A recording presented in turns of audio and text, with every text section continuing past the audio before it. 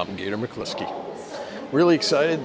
I'm on my way in to see Dune. It's based on the classic science fiction novel. I must admit, I'm not all too familiar with the story, but I recall watching that David Lynch version in 1984. That was a miserable pile of shit from what I remember. Considering the bar has been set the way the Star Wars series was done, this is a difficult story to bring to the big screen, especially back then in 1984. I must say what excites me most about the film isn't the story as much as the director, who has slowly become one of my favorite filmmakers. French-Canadian Denis Villeneuve. I don't know if I said that right. He did an amazing job with Blade Runner sequel, Sicario, and my favorite of his called Prisoners. Why? This guy's a fake.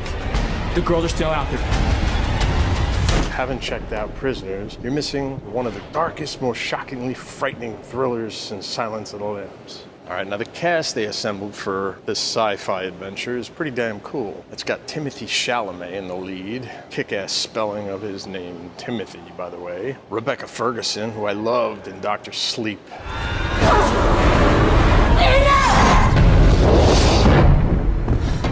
Zendaya from Spider-Man. She's so cool, she only needs like one name. The great Josh Brolin, who's one of my favorite actors. Check out Old Boy. That one blew my mind. Shit, you might want to think about what you're doing here. I've been thinking about it for the last 20 years. Oh, and Jason Aquaman Momoa. Hi, Aquaman! Hey, hi, I'm Jason Momoa. Who's probably the coolest man on the planet. I like beer and throwing tomahawk. I mean, who wouldn't want to hang out with you at a bar throwing axes, right?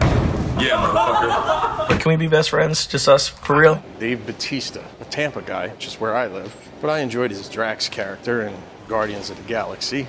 Did you make a penis? Dude, What is wrong with you? If he's a planet, how could he make a baby with your mother? The film also has Oscar Isaac, best known as a shitty version of Han Solo in the last Star Wars series, and Javier Bardem, another cool actor I enjoyed, especially in Skyfall and No Country for Old Men. Don't put it in your pocket, sir.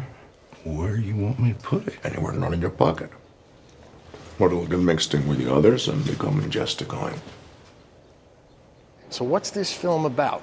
I tried to figure it out, but it's not really easy to explain. Let me just say it's about a dude who has to travel to some dangerous planet in order to save the future of his people. That's about it. Now, the great Hans Zimmer did the score for this, and he's one of the best. Now, one thing I know going into this is apparently they split this movie into two films, so we're not going to be getting the entire story tonight, although sometimes they try to do this with the first release, which bombs, and then they prevent us from getting the second film. Good example of this is Alita Battle Angel. Alita, they will come for you. It's a good film, but apparently it wasn't good enough to finish the story and get the rest of it out there. Based on the trailer, I'm hopeful that this might be the Star Wars level quality that we haven't seen in decades. So I'll see you in 2 hours and 35 minutes. Gator, out. All right, I just got out of Dune. I'm hitting the exit. Get me the fuck out of here. I got a lot of thoughts about this movie. Nobody gives a shit but you. I don't think it's gonna do very well. Okay. And not to say it isn't like this masterpiece that I hear everybody that's walking out of the theater claim it is. Oh. I keep hearing, that was a masterpiece. You're so ugly you could be a modern art masterpiece. I like to be entertained. Yeah, I hope this hasn't been boring for you. There's definitely an audience for this movie. You're too stupid to have a good time. An audience that will cherish it, love it, think it's the greatest thing ever. Not a lot happens. It's a bit boring, actually. I don't think it covered very much. This is unacceptable. That just wasn't very good. It was really boring. No, I wasn't fucking bored. I'm never bored. That's the trouble with everybody. They're all so bored. It felt like it was 4 hours long. Oh, are you stupid? I thought I was in that movie theater for 5, 6 hours. Get the fuck out of here. Holy shit, was that boring. And you're bored with it. You've had the living body explained to you, and you're bored with it. You've had the universe explained to you, and you're bored with it. I don't know what else to say. That works good. I'm gonna try to collect my thoughts and hit you up in the morning and give you something better than I'm giving you now, because I'm walking out of this theater, I'm literally just like shocked at how boring that movie was. So now you just want cheap frills and like plenty of them, and it don't matter how tawdry or vacuous they are, as long as it's new. I'm the worst movie reviewer, I really am. As long as it flashes and fucking bleeps in 40 fucking different colours. I don't know why anybody's watching this channel, to be perfectly honest with you. Nobody likes you. I didn't like that movie. You are a fucking moron. That being said, I will probably watch the second one. Are you stoned? No. Most people that like to go to the movies to be entertained will not enjoy this movie. You won't be entertained. The visuals are amazing. The music, Hans Zimmer's score is incredible. The effects, unbelievable. But it's dark. It has no personality. It's very depressing. It's not a very entertaining movie. It's no Star Wars. It's no, you know what? It's more Game of Thrones than Star Wars. I want Russell Crowe to come out and just say to me, "Are you not entertained?" No. I'm not. Gator out. Bye. Hey, Gator here again. It's the day after seeing Dune, and my collection of thoughts hasn't really changed my opinion much. Well, let's start with the good. The look, the feel, the sound of the film is top-notch, but I think we all saw that in the trailer. Timothée Chalamet, who was perfectly cast as Paul, the lead in this long and boring science fiction adventure. Shut your mouth. Rebecca Ferguson was also a standout as Paul's mother, Jessica. Hello, Ms. Lady. I've never been a fan of Oscar Isaac, but he was quite good as Paul's father. Perhaps he's growing on me a little and I need to forget that he was Poe in Star Wars, a name that's better suited for one of the Teletubbies. Josh Brolin was probably the most engaging on-screen presence for me, but he tends to stand out in everything as he's one of my favorite actors. Surely you can't be serious. I am serious. And don't call me Shirley. So that's about it for me. Did that go the way you thought it was going to go? I mean, the rest of it was either less than I had hoped for or closer to awful. Nope. I think my feelings about Dune will line up with mainstream audiences and not the actual fans of the book or sci-fi nerds. You are a smelly pirate hooker. Yeah, I have a very low tolerance for films that spend too much time with scenery and long, drawn-out imagery, and especially dream sequences, which I totally hate. I just want you to know I hate you. The Dune dreams are more like visions for our lead character, but it's the same to me. Sometimes it works, but usually I'm saying to myself, hey, is this a movie? I mean, it already comes from someone's inner thoughts. You don't know what goes through this mind of mine. I don't want to sit through a dream within a dream. Boy. That's just me. But that's crazy. That's all nonsense.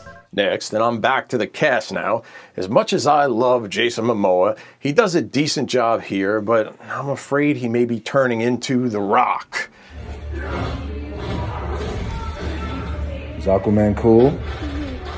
Is he the coolest? Who's cooler? Daddy? Aquaman. I realize now that he just always looks and sounds like Aquaman. He's pretty cool, right? I agree. I agree. He didn't seem to fit the tone of this film, although I was hoping he would add some personality to the feature. The problem is the story just doesn't call for any fun of any kind. One of the things that I absolutely hated about the 1994 Dune was the main villain, Baron.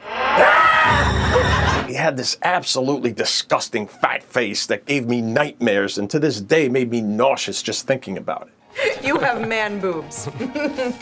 This version has a similar disgusting douche that I just can't stomach looking at. Now I'm going to go into some mild spoilers here and give you a few seconds to decide whether or not you want to continue watching this review.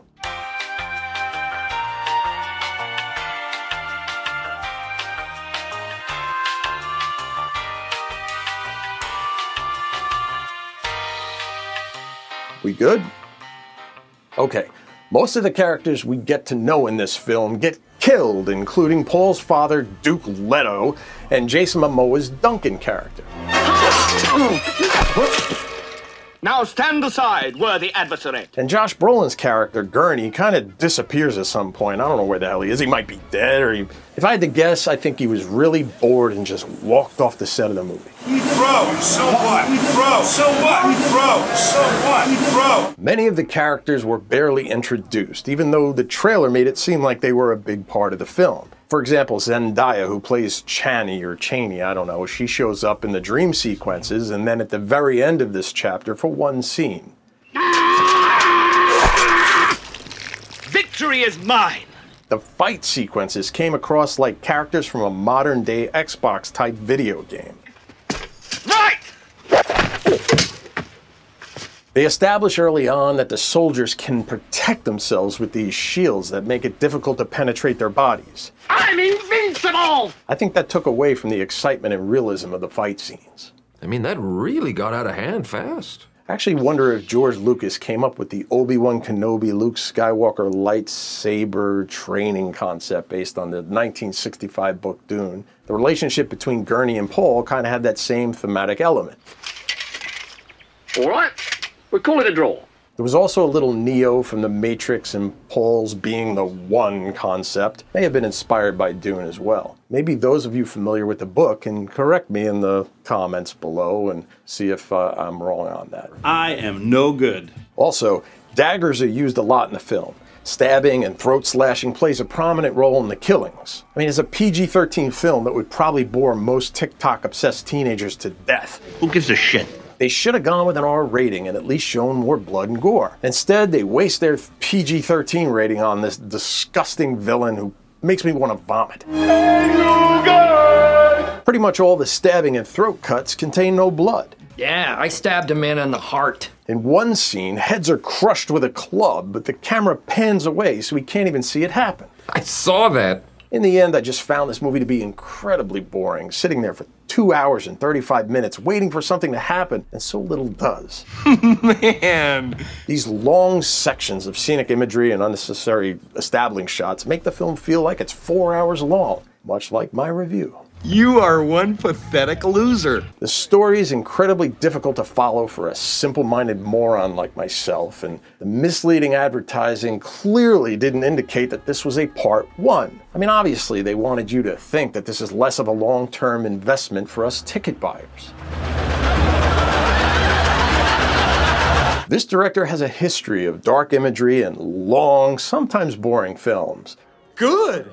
I would compare this to Blade Runner 2049, because it's also a little boring at times. At least Harrison Ford, though, helped bring it to life once he came into the story. What? If you love science fiction and the Dune book and found Blade Runner 2049 to be an excellent film, I'd expect you won't be disappointed in Dune Part 1. No. Clearly this film wasn't made for folks like me, although I think it will find its audience and make some of you very happy. Just shut up. Now, before I leave you, I'd just like to mention that I've fallen a little bit behind on giving these films actual ratings. What an idiot! It wasn't on purpose, but after thinking about it, if you made it to the end of this review or other reviews and absorbed my tone, you probably know where I stand on this and other films without me attaching a specific number to it. What an idiot. I try to present my reviews showing the good and bad so you can make your own choice as to whether or not it's a film you want to see. No, I don't like you. I'm not here to tell you not to see a movie. I only want to bring you into my experience from entering the theater with one expectation and then presenting my first reaction, followed by the next day's thoughts that kind of hopefully bring you closer to making your own choice about seeing the film or not. Now that's about it. Thanks for watching. For now, Gator, out. For the boys! Watch for new movie reviews and documentary series. Don't forget to subscribe and click on that bell so you know when new reviews arrive.